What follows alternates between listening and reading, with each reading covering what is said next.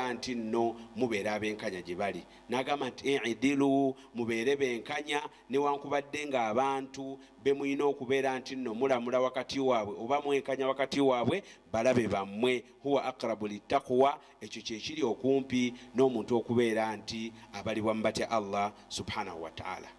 Naye embeera gye tuwangaaliramu mwe tusanze abantu nga bw'aba n'obulabe ku muntu talina ddiini, tajjukira ddiini, wabula akola ekintu kyonna ky'asobola okukola okubeera nti oli gw'alinako obulabe amutuusaako ekikyamu. Kyova olaba tulina obujulizi shahadatu zuuru, obujulizi obw'obulyake, obujulizi obw'obukumpanya nga abantu babutwala ne mu kkooti. Oli oba amuwadde ssente oba tamuwadde naye nga gwagenda okujulira mulabe we, ye n'atatya Allah subhanahu wa ta'ala n'agamba nja mujulira musinze omusango. Naye obusiraamu nga bwe bwalagirira obwenkanyankanya, we mbagambira nti Nabbi sallallahu alaihi wasallama obujulizi obw'ekika ekyo shahadatu zuur, Allah subhanahu wa ta'ala yagiteekako ekibonerezo ky'amaanyi nnyo. Nabbi sallallahu alaihi wasallama n'atutegeeza n'atugamba nti akbarul kabair al ishraaku billah, ezzambi erisinga amazambi gonna kwe kugatta Katonda n'ekintu ekirala.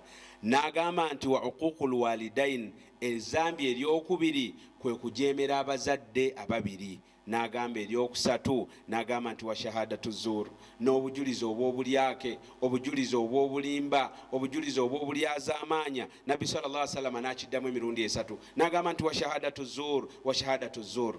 N'agamba nti ate awamu n'okuba nti ekisooka ogatta Katonda n'ekintu ekirala n'okujeemera abazadde awamu n'okuba nti nago mazambi manene, ne bwe yatuuka ku kino yakiddamu emirundi esatu ng'akikkaatiriza olw'okubeera nti y'empisa y'abantu abangi nga babikola mu biseera by'obusungu olw'okwagala okulyazaamaanya oba olw'okwagala okutuusa obulabe ku bantu be balinako obulabe. Nabbi sallallahu alaihi wasallama n'akiddiŋŋana. Sahaba atutuusaako hadithi ena agamba fama zaala yukarriruha hatta qulna laitahu sakat. Nabbi yaddiŋŋana ekigambo ekyo wa shahadatu zuuru ng'alumiriza abantu okujulira obujulizi obw'obulimba paka basahaba be bamusaasira ne bagamba nti laitahu sakat. Omubaka wa Katonda ng'akikkaatiriza nnyo, eddoboozi ng'asitudde nnyo eddoboozi ku kigambo ekyo laitahu sakat, oba sirise tuwulidde. Bwe kityo Nabbi sallallahu alaihi wasallama bwe yakkaatiriza obujulizi obw'obulyake. Naye ate wano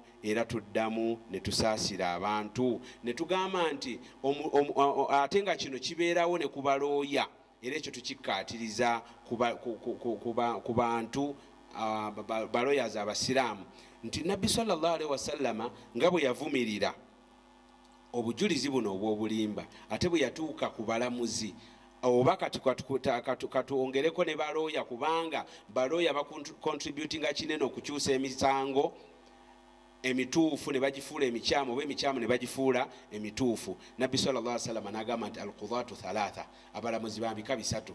N'agamba nti babiri ithnani fi nnaari wa wahid fi ljanna, nti ababiri bamuliro butereevu, omu yekka y'ow'omujjana. N'agamba nti ababiri ab'omuliro asooka ye mulamuzi alamula obulamuzi nga tafuddeyo kumanya mazima, wabula ye olujja ng'alamula nga bw'ayagadde naye nga tafuddeyo kumanya mazima. N'agamba nti ow'okubiri ow'omuliro n'agamba nti ye mulamuzi amanye amazima naye n'alamula ku ekyenyume kyekyo ekyamanyi. N'agamba nti waqadhi fil janna, omu yekka ow'omujjana yamanya yanoonyereza amazima n'agategeera ate n'abeeranga agalamulirako. Ogwo gwe muteeko ogw'omusanvu ku miteeko egy'obwenkanyanga, ekyenyume kyagyo bulyazaamaanya.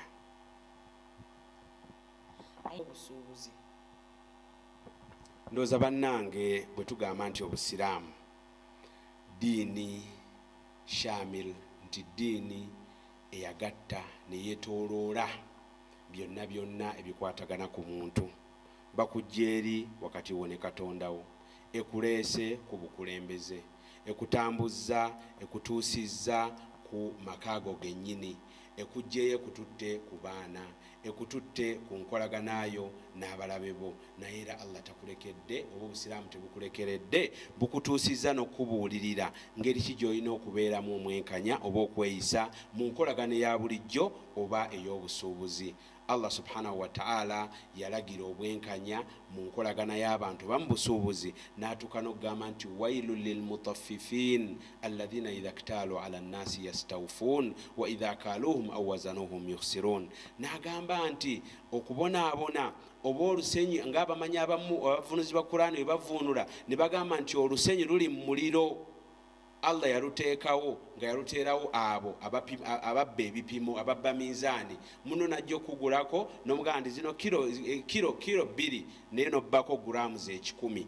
Olaba ekyo kyokka Allah subhanahu wa ta'ala nakyakiteekako ekibonerezo kikulaga nti obusiraamu bwamalayo buli kimu, era omuntu talina kyajja kwekwasa nti kino mu busiraamu saakisangayo. N'agamba nti abo abajja okuyingira mu lusenyi olwo olw'omuliro beebo nga bwe bagenda okugula bo basaba minzaani bagibajjulize, naye ate bo bwe bapimira abantu baye batunda babba minzaani. Kakati ekyo kiba kitulaga nti obusiraamu tebulina kye buleseeyo, n'enkolaganayo mu busuubuzi naye obusiraamu bugifaako nnyo, era ogwo gwe muteeko ogw'omunaana mu miteeko gy'obwenkanya.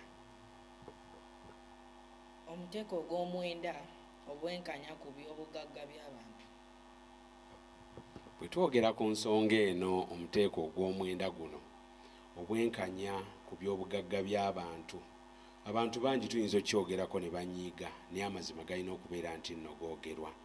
Eby'obugagga by'abantu tokkirizibwangako n'ekiseera kye kimu mu mbeera yonna gy'olimu, wadde oli mukulembeze waabwe okubeera nti nno obalyazaamaanya. Mujjukire hadithi eri gye nasomye oba gye nakonyeeko emabega nga Nabbi sallallahu alaihi wasallam agamba nti omuntu yenna Katonda gwawa obukulembeze ku bantu kababe 2 oba 3 n'afa ng'abakumpanyizza, Allah subhanahu wa ta'ala amumma ejjana oba agifuula haraamu ku ye.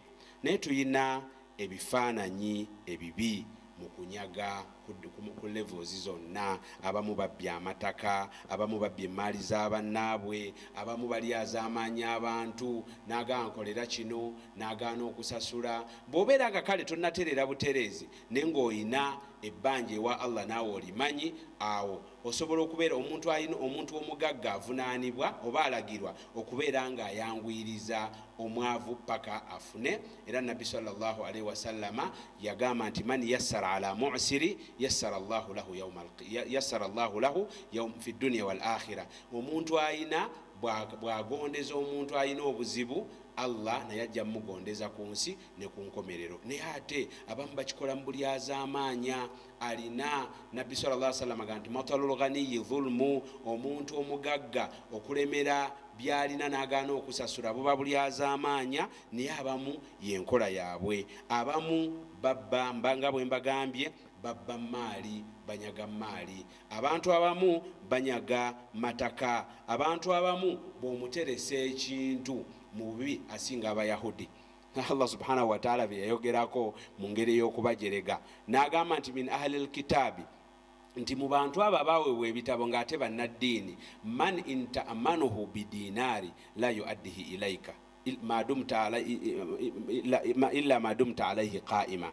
Nti mu bo mulimu omuntu nga ne bw'omuteresa wadde nusu emu bweti kinusu n'agamba ntasobola kikuddiza okuggyako ng'omupeese n'obanja n'omuyimirirako wasobola okusasula ekinusu obunusu, naye ng'ate awamu n'okuba nti takiganyirwamu nti nno kyakiinako emigaso emingi. Naye ate abantu bwe babangayo ababi tetwonoona buli omu, ogaye nti olw'okuba gundi yakoze kino n'abalala bwe batyo abali mu ddaala lye. Nabbi Allah subhanahu wa ta'ala era bwe yali ayogera ku Bayahudi n'agamba nti wa minhum, naye mu Bayahudi abo, man inta'amanuhu biqintari yuaddihi ilaika.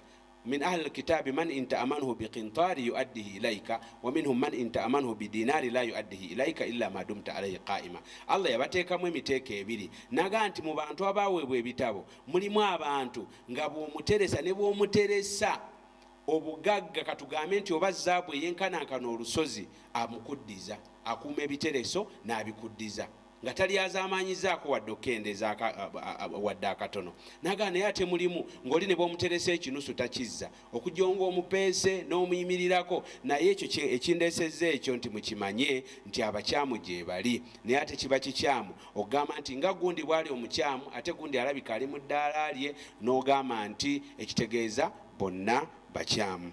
kakati bwe tudda ku muteeko ogwo gwennyini bwe tuteeka ku mbeera ate erabika nti mu ggwanga lino emanyiddwa nnyo ey'okubeera nti abantu banyaga nga tebafuddeeyo oba mataka oba ki, eriko ekibonerezo ky'amaanyi nnyo.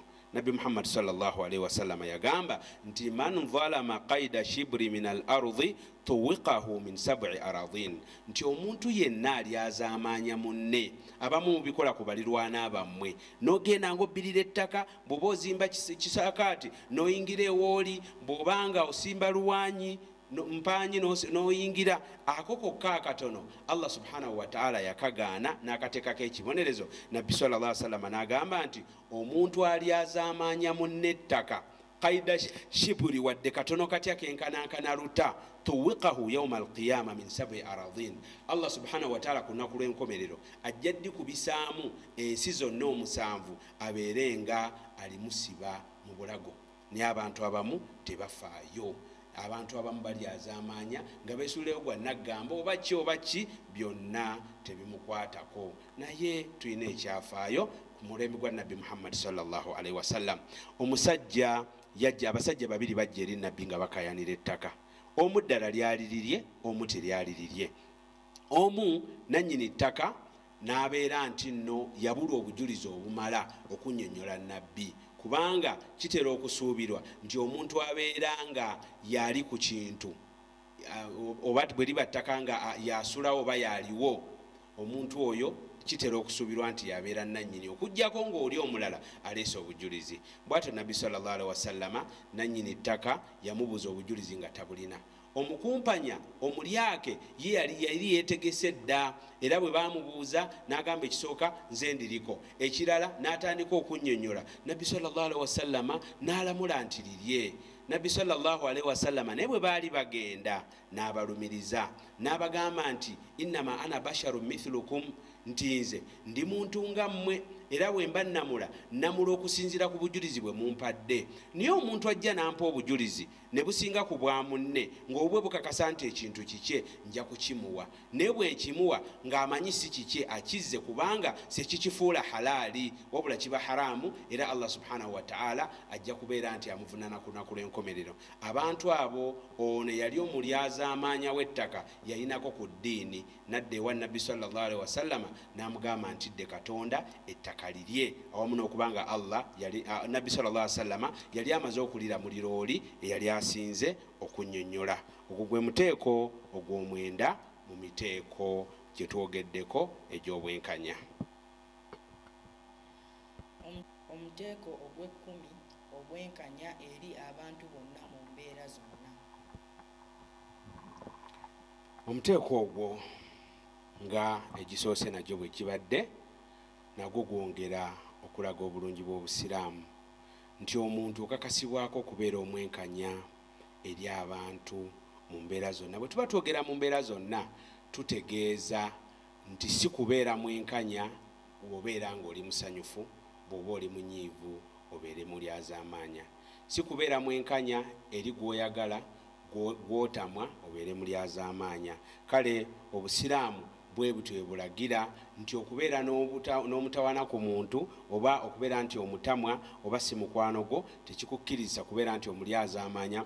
Era twesembesa aya gye twesembezza ku gumu ku miteeko mu maaso ogw'abalabe, Allah subhanahu wa ta'ala ng'agamba wala yajrimannakum shana'anu qawmi ala alla ta'dilu, tekibagaana okubeera n'obusungu ku bantu oba obulabe ku bantu okubeera nti temwenkanyankanya. Ibn Kathir bwe yali avunula aya eyo yagamba nti kunu qaimina bilhaqqi lillahi azza wa jalla, nti bwe mubeera ku mazima mugakole ku lwa Allah subhanahu wa ta'ala, nga mugakola ku lwa Allah la li ajili nnasi wa sum'a, naye nga temwenkanyankanya oba temuba ku mazima olw'abantu oba olw'okwagala bandabe. Nabbi sallallahu bwato Ibn Qayyim bwe yatunnyonnyola bwe yali avunula shuhada bil qisti n'agamba mubeere abajulizi eri Allah n'amazima, n'agamba nti la bil jawri, so si mu bulyazaamaanya, n'agamba tekibagaana okubeera n'obusungu ku bantu abamu okubeera nti nno ekyo kibajja ku mazima mulyazaamaanye. Era obusiraamu bulaalika obwenkanya nga bwe bubulalika mu mbeera ya bulijjo ey'essanyu bwe bubulalika mu mbeera y'obusungu. Nabbi sallallahu alaihi wasallama bw'atyo ekyafaayo ekirungi kye tulina nga tuyiga ku mukama waffe Nabbi sallallahu alaihi wasallama nti ye yalinga mwenkanya nga tayawula mukulu muto, wa kitiibwa si wa kitiibwa, wabula bwe yalinga agaba yalinga oba alamula yalamulanga kyenkanyi. Ekyafaayo kye tulina kyekyafaayo Nabbi sallallahu alaihi wasallama olunaku lumu lwe yali atudde ne basahaba be, naye agenda okwesanga nga omwana omuto ye yali amutudde ku mukono gwe ogwa ddyo, ate nga nabbi yayagalanga nnyo ddyo era kiri sunna omusiraamu okukozesa ddyo mu bintu byonna. Hadithi egamba nti kana nabbi sallallahu alaihi wasallam yujibu tayamunu fi kulli shay, nti nabbi yalinga ayagala okukozesa ddyo ku buli kintu kyonna ekirungi. Naye omwana yesikanga nga omwana yamuli ku ddyo naye nga ab'ebitiibwa ba Abubakari ba Umaru baani ng'ate bali ku sayidi ndala. Nabbi sallallahu alaihi wasallama n'asaba omwana mu buntu bwe yali agaba ebyokunywa, n'agamba mwana gonzikiriza ntandikire ku bana abakulu. Omwana n'agamba la ya Rasulallah, hakki yange nze nkuli ku ddyo. Era mukama waffe Nabbi sallallahu alaihi wasallama watali kumunyigira nti omwana n'ankola n'alemerako, era bw'ati bwe yakola n'agamba oba kyosazeewo ge mazima, n'abeera ng'agaba ng'atandikira ku mwana eyamuli ku ddyo. Naye ate ekintu kino ekya ddyo wadde si gwe musomo gwaffe okukozesa ddyo ku bintu ebirungi, nakyo katukikooneko nti abantu abamu beemanyiiza bubi mu kulya n'obasanga nga baliisa kkono ng'ate basiraamu, n'abaana baabwe ne babatendekera ku mbeera eyo. Ekintu ekyo kikyamu, kyawukana n'enjigiriza ya Nabbi Muhammad sallallahu alaihi wasallama. Ate nga sunna ogifunamu empeera wadde akantu katono nnyo. Nabbi sallallahu alaihi wasallama yagamba okusinziira ku bwetaavu bwe tulina kujjana n'okusaba Allah twewaza omuliro, n'agamba nti la tahqiranna min almarufi shay'a walau an talqa akhaka biwajhin taliq, nti we bagambanga nti ekintu kino kirungi tokinyoomanga kakibe kitono kitya, wadde okusinkana mugandawo ne face smiling face n'omumwenyeza, empeera z'ofuna tozinyoomanga kubanga oyinza okuzeetaaga. Naye ku kyokuliisa ddyo abantu abamu tebakifaako, naye kambaweeyo ekyafaayo kimu eky'omusajja eyajja eri Nabbi sallallahu alaihi wasallam gwe yasanga ng'aliisa kkono, n'amugamba waayo gwe musajja gwe liisa ddyo, n'agaana n'agamba la astati, sisobola. Teyali mulwadde wabula yali anyuma bunyoomi sunna za Nabbi sallallahu alaihi wasallam. Nabbi n'anyiga n'amugamba nti la stata'ata, kale tosobolera ddala. Era omusajja omukono gwe ne gufungalala ne gulemala, teyaddamu kukozesa mukono gwe ogwa ddyo kubanga yagamba Nabbi mbu tasobola gukozesa, n'abeera nga kimukakatako butereevu okukozesa omukono gwa kkono. Kale sunna za Nabbi sallallahu alaihi wasallam tuzinywerereko, ate tetuddamu kubeera nti nno tuzinyooma. Nga tumaze okuyita mu miteeko 10 egy'obwenkanya n'ebyennyume byagyo mu buli azaamaanya, tufundikira nga tudde eri mukama waffe Nabbi Muhammad sallallahu alaihi wasallama ne tugamba nti mukama waffe ye yali asinga abantu bonna obwenkanya mu mbeera zonna. Mu kulamula kwe tekyamukwatangako okubeera nti nno gwagenda okulamulira wa luganda lwe ate oli omulala si wa luganda lwe. Era tulina ebyafaayo, ngenda kuleeta ebyafaayo 2. Ekyafaayo ekisooka kyekyafaayo ky'omusikyala gwe bayita al-Makhzumiya, omukyala eyali ow'ekitiibwa mu Bakuraishi, mu kika oba mu families ezisinga okubeera ez'amaanyi mu Bakuraishi. Omukyala yabba, bwe yabba Nabbi sallallahu alaihi wasallama n'alagira bamutemeko omukono. Naye ng'atuukiriza etteeka lya Allah subhanahu wa ta'ala, abantu ne baggwayo nga baagala okuwolereza omuntu ow'amaanyi ng'era bwe kiri ne ku mulembe gwaffe oba buli wamu. Naye Nabbi sallallahu alaihi wasallam abantu bwe baanoonya ani asinga omubeera okumpi, ne bagamba nti nedda mugende wa Usama, kubanga Usama mukwano gwa Nabbi ate mwana wa mukwano gwe, nga Usama mutabani wa Zaidi Nabbi gwe yalonda mu lutalo n'amufuula omwana we. Abantu ne batandika n'omuyita Zaidi ibn Muhammad nti Zaidi mutabani wa Muhammad, paka Allah subhanahu wa ta'ala bwe yakigaana n'agamba nti uduuhum li abaihim huwa aqsatu inda Allah, mubayite mubazze eri bataata baabwe kyekyamazima n'obwenkanya eri Allah subhanahu wa ta'ala. Era nabbi okuva olwo tebaddamu muyita taata wa Zaidi oba Zaidi tebaddamu muyita mwana wa Muhammadi. Naye kyenzijjamu ekyo nti nabbi yagala nnyo Zaidi n'okutuuka okumuyita omwana we nga Allah tannagaana, ate nayagala nnyo omwana we Usama.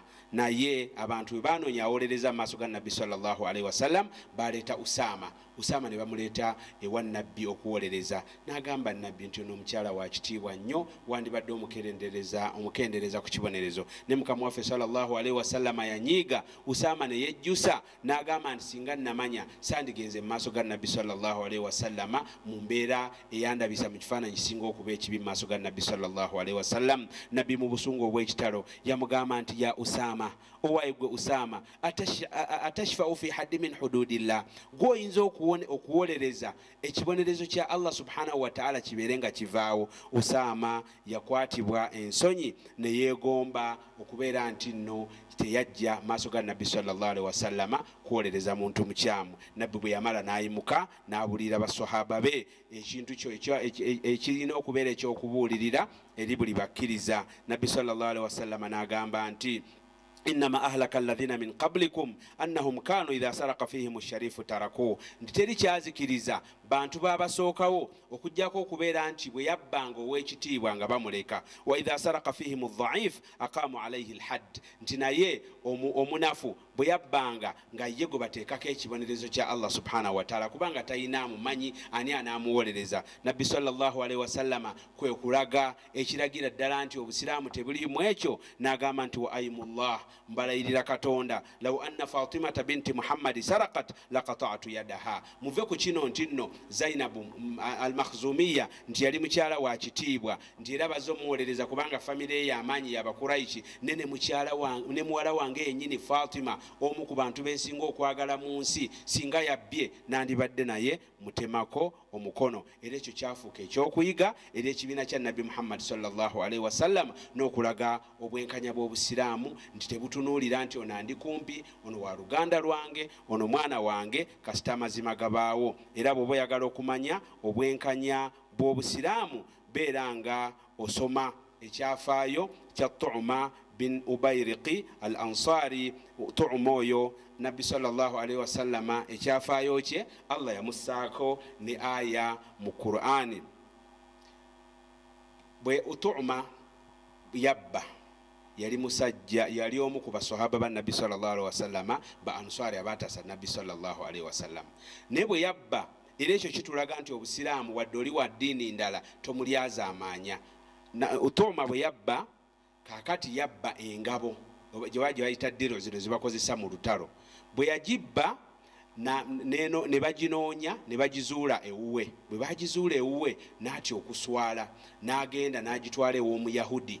Omuyahudi n'agamba nti kasanji tutte wa Muyahudi, omusango kamugudde ku Muyahudi. Era oba oyagala okusoma ekyafaayo ekyo osobola okukisoma ku Suratu Nisa okuva ku aya 15 paka ku aya 10:12. Naye mu kyo mu bufunze Allah subhanahu wa ta'ala agamba nti inna anzalna ilayka alkitaba bilhaqqi litahkuma bayna an-nasi bima araka Allah. Nti mazima ffe twakussaako Qur'ani eno na mazima, olamulire ku mazima okusinzira ku ekyo Allah subhanahu wa ta'ala kyaba akulaze nga ge mazima. Wala takun lil khainina khasima, wabula tosaana kubeera nti nno owolereza abalyaza amaanya oba abakumpanya. Lwaki Allah yasse ekyo? Nabbi yali tamanyi bambi nti sahaba ono yali omulyaza amaanya. Bwe bamuleeta mu maaso ge nga bagamba ye yabbye, n'agaana n'agamba nti Omuyahudi ye yabbye, Nabbi n'alaba amazima mu kyenyi kye, ate nga naye yali muntu ng'abantu, okuggyako Allah kyaba amulaze nti nedda kino olamudde bubi. Era Nabbi n'agamba nti ono omusajja tayinza kubanga ye yabbye ekyo. Ne Allah yassa aya nga tatunulidde nti ono musiraamu, ate gwe yawayiriza mu Yahudi n'agamba nti wala takun lil khainina khasima, toddamu okubeera muwolereza owaba abakumpanya. Wastaghfirillah, era beeranga osaba Allah akusonyiwe kyobadde omaliridde mu mutima ekyokuwolereza omusajja ono ng'ate ye mulyaza amaanya. Era mu ekyo nziramu okukaatiriza baloya abasiraamu ne mbagamba nti wala takun lil khainina khasima, nga Allah bwe yagamba Nabbi sallallahu alaihi wasallama,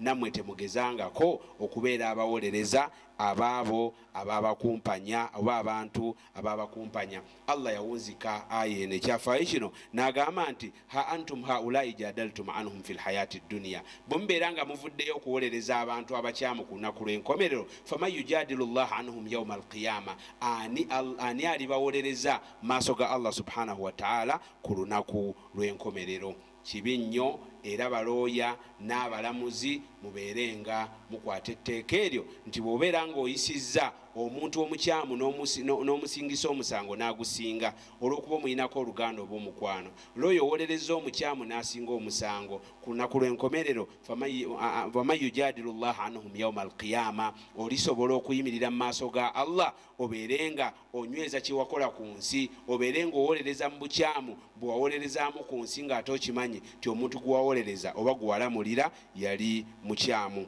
Kirungi nnyo omuntu okubeera nti nno omanya ezzambi lyo, era wabaawo looya nga obaddeyo yenkolayo, kyekiseera okudda eri Allah subhanahu wa ta'ala ogambe nti ndi looya ninja kuwolerezanga b'amazima bokka. Allah subhanahu wa ta'ala akusonyiwa ebyemabega bw'obeera nga okwenenyako kutuufu. Allah agamba waman ya'mal su'an aw yadhlim nafsahu thumma yastaghfirillah, omuntu yenna akola ekibi oba ne yeryazaamaanya ng'abo abawolereza abakyamu, agamba nti thumma yastaghfirillah, bw'amala n'asaba Katonda amusonyiwe, yajidillaha ghafuran rahima, asanga nga Katonda musonyiyi era Allah amusonyiwa. Kale kirungi okukkiriza ezzambi lyo obeerenga wejjusa ku ebyo byokoze obanga yebadde enkolayo, ate oliveeko obeere nti nno wejjusa okubeera omalirira obutaddamu kubeera nti okola ezzambi eryo oba otambulira ku nkola ey'obulyazaamaanya nga bwe twogedde, ate osembyayo n'okubeera nti nno bwe bebadde enkolayo ng'olina ebyobulyazaamaanya ebyasigala gy'oli mu mbeera zonna ze twogeddeko ku miteeko gino 10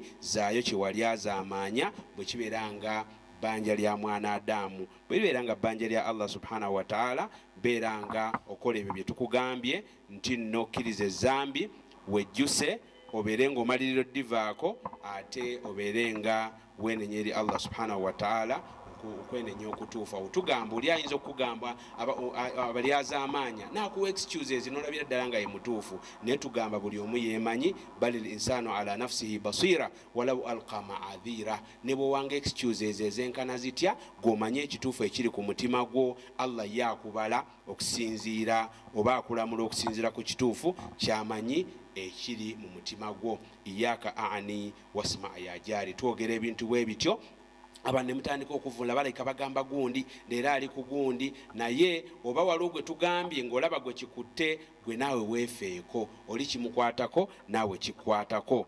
Tubeerenga tudda eri Allah subhanahu wa ta'ala. Ate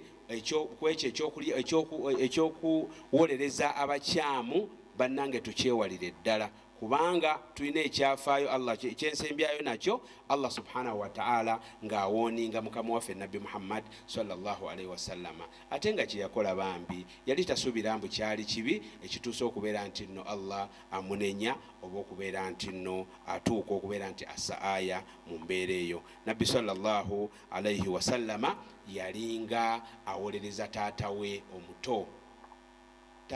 omuto Abu Talibi eyamuyambanga mu biseera by'obuzibu. Abakafiri bayagala okumutta, bayagala okuyimiriza ddaawa ye, ne batuuka n'okugenda ne bamugamba nti omwana we azannyidde ku ddiini yo, lwaki tomuyimiriza? Naye yayogera ekigambo n'agamba nti wallahi mbalayirira, singa enjuba nga kyamagero ne mugiteeka mu ddyo wange, omwezi nakyo ne kiba kyamagero ne mugunkwasa mu kukono wange nti nnyimirize Muhammad sallallahu alaihi wasallam ku byayogera, n'agamba nti sisobola kuyimiriza bigambo bye wabula nja muwagira okujjako nga nfudde bufi. Era kyekyo Nabbi sallallahu alaihi wasallam kyeva ayagala okubeera nti amusasula, okubeera nti amusabira Allah aleme kubeera nti nno amuyingiza omuliro. Allah agamba era nga yali akikola olw'okuba yali amanyi nti ne Nabbi Ibrahim alaihi salam ne yawolerezaako taata we. Allah agamba nti wama kana istighfaru Ibrahima li abihi illa an maw'idatin wa'adaha iyyah, nti teweekwasa ekya Ibrahimu nti yawolerezanga taata we okujjako kyaliwo nga tannamanya kituufu, nga Allah tannamuyimiriza. naye Allah bwe yamulaga ekituufu teyakiddamu. Era mukama waffe sallallahu alaihi wasallama bw'atyo bwe yakoma n'abeera nga teyaddamu kuwolereza taata we ono omuto. Era mu kuwolereza kwe okujja okubeera nti nno okusembayo mpozi ku lunaku lw'enkomerero kujja kubeera Allah mukendeereza bukendeereza kibonerezo naye asigaleyo mu muliro. Naye ng'ate omuntu muliro ajja okuteekebwa ajja okusinga ekibonerezo ekitono mu muliro gwe bajja okuteekako amanda 2 bwe gati agayimirireko, naye nga yajja kulaba nga yasinga ekibonerezo mu bantu bonna abajja okubeera mu muliro.